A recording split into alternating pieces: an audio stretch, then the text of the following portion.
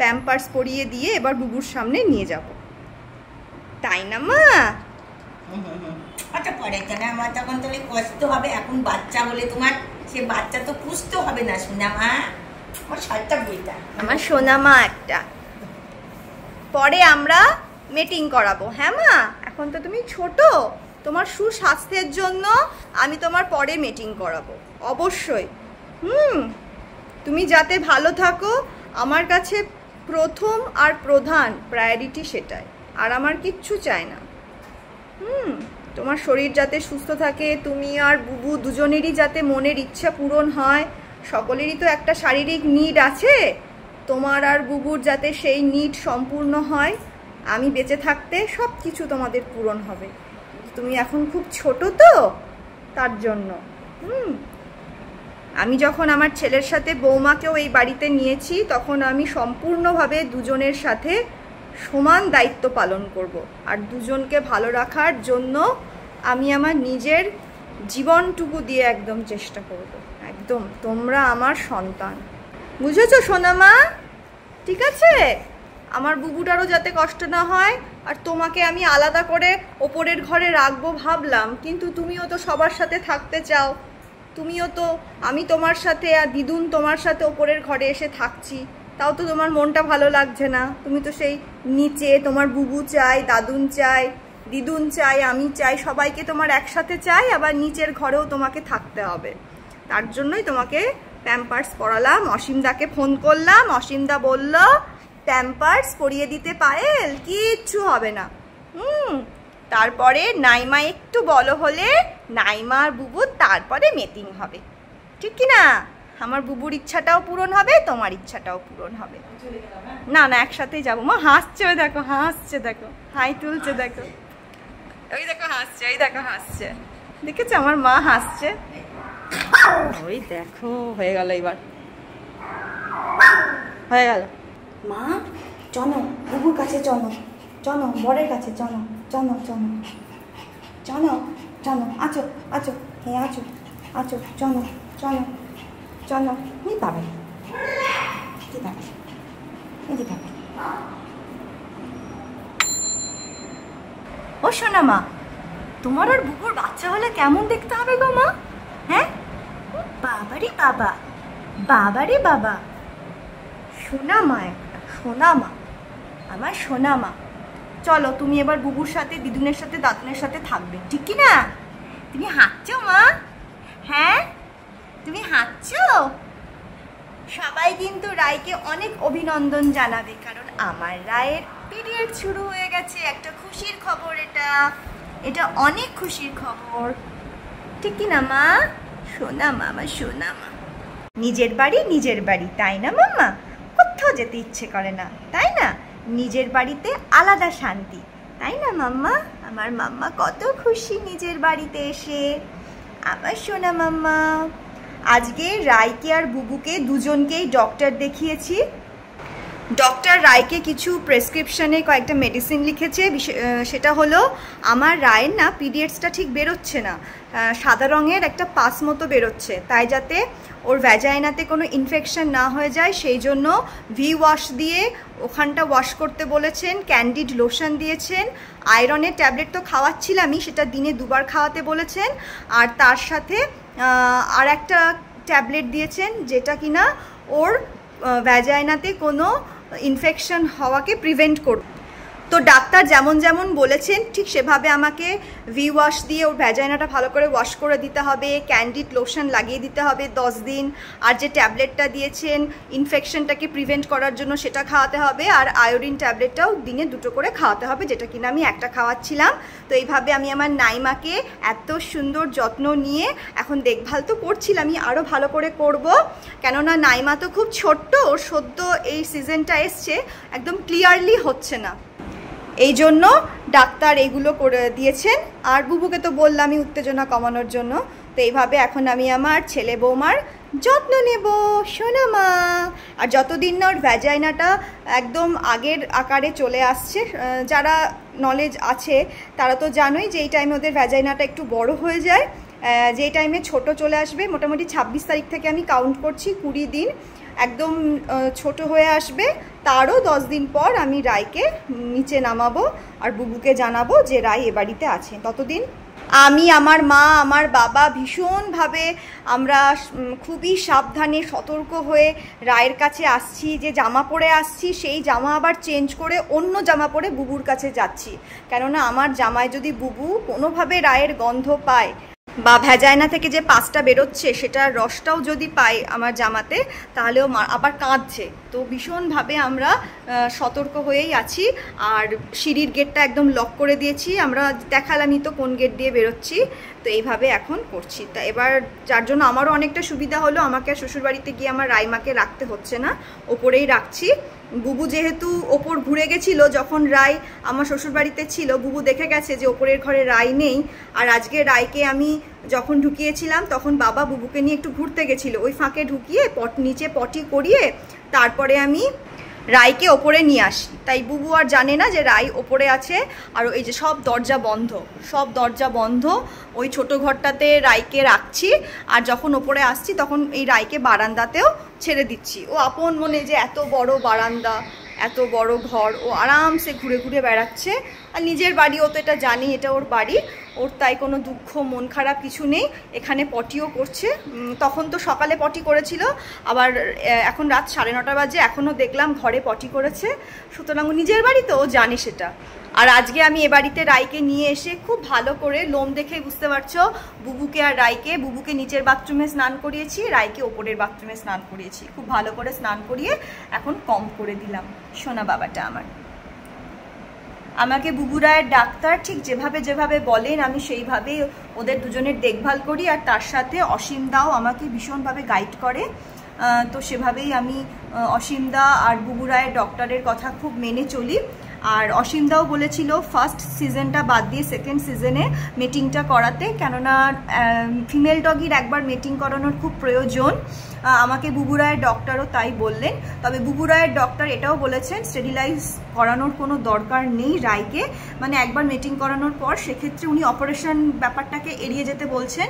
উনি আমাকে এটাই বলেছেন যেহেতু আমাদের বাড়িতে যথেষ্ট স্পেস আছে, হ্যাঁ, তো সেক্ষেত্রে মিটিং টাইমটাতে আমাকে রায়কে এভাবে ওপরে সিজনটুকু বুবুর থেকে আলাদা করে রাখতে বলেছেন। আর পরবর্তীকালে আমার আর অর্ণবের যদি ভগবানের আশীর্বাদে আর একটা থাকার জায়গা হয় তাহলে আমার রায় তো সেখানেই থাকবে, কোনো অসুবিধা নেই। তো এখন আমি তোমাদের দেখাবো, দেখুন দিদুন চলে এসেছে, দিদুন রায়কে খাইয়ে দিল। এবার হচ্ছে অর্ণব রায়ের সমস্ত ওষুধগুলো এনে দিল। এবার তোমাদের আমি দেখাবো ডাক্তার রায়কে কি কি ওষুধ দিয়েছেন আর সেটা আমি কি করে ওর ওপর অ্যাপ্লাই করছি। এই যে ভি ওয়াশ দিয়েছে, এটা বলেছে কটন দিয়ে ওর ভ্যাজাইনাতে এরকম করে ড্যাব ড্যাব করে পরিষ্কার করতে, ভি ওয়াশ। তারপরে যেটা এনেছি সেটা দেখাচ্ছি। এটা হলো আর একটা ক্যান্ডিড লোশন, এটা 10 দিন ডাক্তারবাবু ভ্যাজাইনার ওপর দিয়ে লাগিয়ে দিতে বলেছেন, 10 দিন দিয়ে স্টপ করতে বলেছেন। যেহেতু ওর ভ্যাজাইনা দিয়ে একটা পাস মতো বেরোচ্ছে, ব্লাড সেরকম বেরোচ্ছে না, সেই জন্য এগুলো উনি করতে বলেছেন। এটা 10 দিন দিতে বলেছেন, আর এটা এখন কন্টিনিউ, ভি ওয়াশটা কন্টিনিউ করতে বলেছেন। আর এটা এই যে এই লোশনটা 10 দিন দিতে বলেছেন। এটা তোমরা দেখতেই পাচ্ছ ফল হোয়াইট, এটা হচ্ছে আয়োডিনের ট্যাবলেট। এটা আমি রোজ রাতে প্রায় 1 মাস ধরে খাবার পর, রাতের খাবার পর একটা করে খাওয়াচ্ছিলাম। তো রাতে একটা করে আর সকালে একটা করে, এবার থেকে আমার পুচকুটাকে ডাক্তারবাবু দুটো করে, মানে একটা করে টোটাল 2টো খাওয়াতে বলেছেন। আর এটা হলো ফ্লুকোজ, এটা বলেছেন সপ্তাহে একটা করে। এটা হচ্ছে যাতে আমার ছোট্ট রায়ের ইনফেকশন না হয়ে যায় সেটা প্রিভেন্ট করার জন্য। এখনও ইনফেকশন হয়নি, কিন্তু যাতে ব্যাপারটা ইনফেকশনের দিকে না এগোয় সেটার জন্যই এটা ডাক্তারবাবু সপ্তাহে একটা করে খাওয়াতে বলেছেন। কদিনের জন্য খাওয়াতে বলেছেন সেটা প্রেসক্রিপশনে লেখা আছে, এই মুহূর্তে আমার মনে পড়ছে না। আমি ভিডিওটা যখন তোমাদের এডিট করে ব্লগে দেব তখন আমি স্ক্রিনে অবশ্যই সেটা মেনশন করে দেব। তো এই কটা ওষুধ ডাক্তারবাবু রায়ের জন্য বলেছেন। আর বুবুর জন্য যেটা বলেছেন হিমালয়া কোম্পানির অ্যাংজো কেয়ার, সম্ভবত ওটা আমি কোথাও পেলাম না, ওটা আমি হিমালয়ের ওয়েবসাইট থেকে আজকে রাতেই অর্ডার দেব।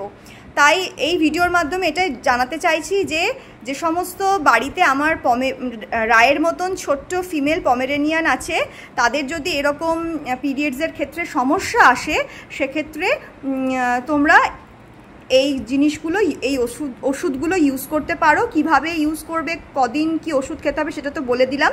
তবে আমার এই ভিডিওটা দেখেই সঙ্গে সঙ্গে কিছু সিদ্ধান্ত নিয়ে করবে না, অবশ্যই একবার ভেট কনসাল্ট করবে। আমি আমার বাচ্চাকে ডাক্তারবাবু দেখিয়ে যা যা প্রেসক্রাইব করেছেন সেটা আমি তোমাদের দেখিয়ে দিলাম। আর বুবু রায়ের ডাক্তার সবসময় মানুষের ওষুধ প্রেসক্রাইব করেন, কোনো ডগির ওষুধ প্রেসক্রাইব করেন না। মানুষের ওষুধ কিন্তু সবথেকে ভালো ওদেরকে খাওয়ানোর জন্য, ঠিক আছে? এবার আমি আর মা কটন দিয়ে ওর ওই পোর্শনটাতে ভি ওয়াশ দিয়ে ভালো করে ওয়াশ করব, আর তার সাথে ক্যান্ডিড ডি লোশনটা লাগিয়ে দেব। আমার রায়ের কিন্তু ছোট্ট রায়ের ডিনার হয়ে গেছে আজকে। আমার মা রায়ের সাথে ওপরে শোবে, আর মা যদি না শুতে পারতো, মাকে বলেছিলাম আমি শোবো, তবে আমি একটু একা শুতে ভয় পাই, তাই মাকে নিয়েই শুতাম। মা যদি শোয় তাহলে আমি ও বাড়ি যাবো, আর অসুবিধা হলে আমি এ বাড়িতেই থেকে যাব। তো এই হলো ঘটনা, তাই না মা? আমার ছোট্ট মা, এটা আমার ছোট্ট মা। চলো ওয়াশ করি এবার, চলো।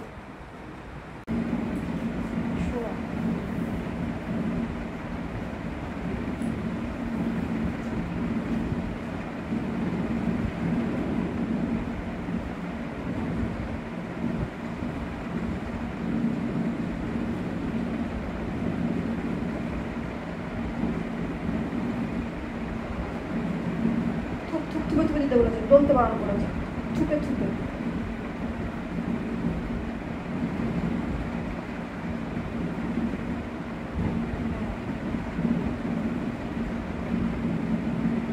দেখাতে হতো, দেখাতে বলে দেখুন মা।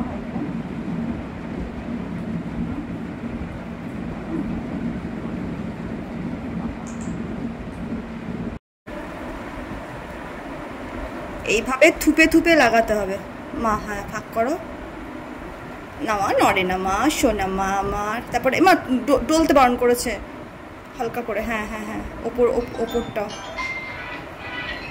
এখন আবার কে ফোন করছে?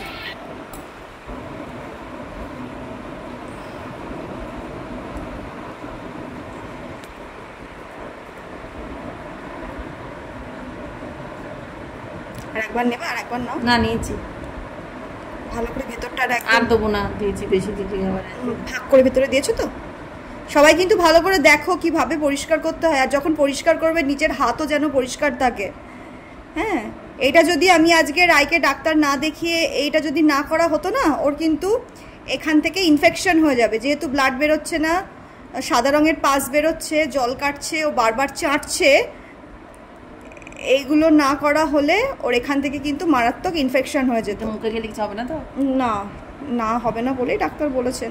তবুও আমি একবার ফোন করব ডাক্তারবাবুকে। এখন 10:03 বাজে, এখন আর করব না, কালকে করব, 9টার পর করব। ডাক্তারবাবু বলেছেন 9টার পর ফোন। তার মধ্যে চেটে চাটবে তো বটেই।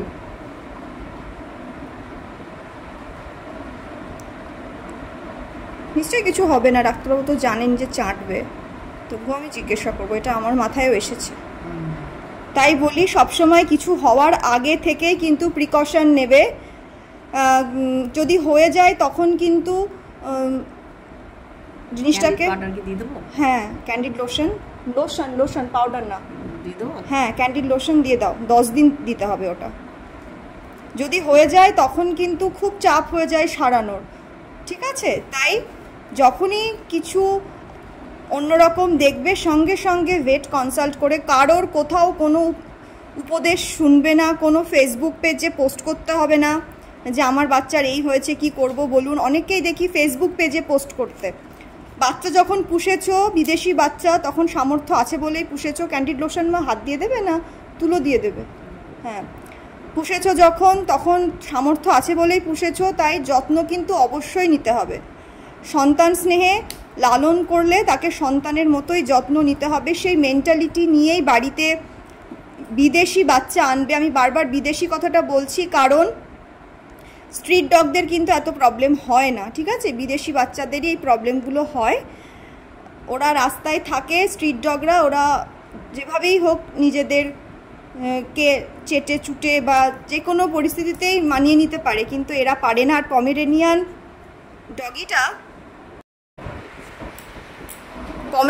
ডগিটা যেটা বলছিলাম, ভীষণই তো আতুপুতু, ওদেরকে খুব আতুপুতু করে একদম তুলোর মতন করে। বলেছে? হ্যাঁ, উপর দিয়ে দাও। লালন পালন করতে হয়, তো তাই একবার কিছু হয়ে গেলে কিন্তু খুব ওরা সময় দেয় না, বুঝেছো, টেক কেয়ার করার। তাই প্রথম থেকেই খুব যত্ন নেবে। তো আগে থেকে ফোলাটা একটু কমেছে। হ্যাঁ, একদম দেরি করবে না। দেখো আমার কিন্তু জীবনে প্রথম এক্সপিরিয়েন্স এই ফিমেল ডগিকে লালন পালন করার। তাও দেখো আমার জেনারেল নলেজ সেরকম নেই, কিন্তু বাস্তব বুদ্ধি রয়েছে যে পাস ব্লাড বেরোচ্ছে না, কেমন একটা জল জল কাটছে বলে আমার মনে খটকা লাগলো। আমি সঙ্গে সঙ্গে আজকে ডাক্তার দেখালাম। উনি বললেন যে প্রথম হচ্ছে, ঠিক মতন হচ্ছে না, সেক্ষেত্রে ইনফেকশন হয়ে যেতে পারে, তাই এগুলো দিলেন। লাস্টে যেটা দেওয়া হলো সেটা হচ্ছে ক্যান্ডিড লোশন, এটা 10 দিন দিতে বলেছে, ঠিক আছে। তো এইভাবেই বাচ্চাকে টেক কেয়ার করি, তোমাদের সাথে এটা শেয়ার করলাম যাতে রায়ের মতন কারোর যদি এরম হয় তোমরা এইভাবে টেক কেয়ার করতে পারো। তবে বারবার বলছি ভেট কনসাল্ট করবে, ভেট কনসাল্ট না করে করবে না। মা এদিকে এসো, মা কাম হিয়ার, ছোনা মা আমার ছোনা মা। ওই ব্যাগটা ওখানে দিয়ে দেওয়া হয়েছে যাতে কলপারে না যেতে পারে। টিকটিকি ফিকটিকি থাকে তো ওদিকে, পায়খানা টায়খানা করে রাখে অনেক সময়, ওই জন্য। মা তাহলে গুড নাইট বলে দাও সকলকে, বলো আজকের জন্য ভিডিওটা এখানেই শেষ করছি, টাটা, গুড নাইট।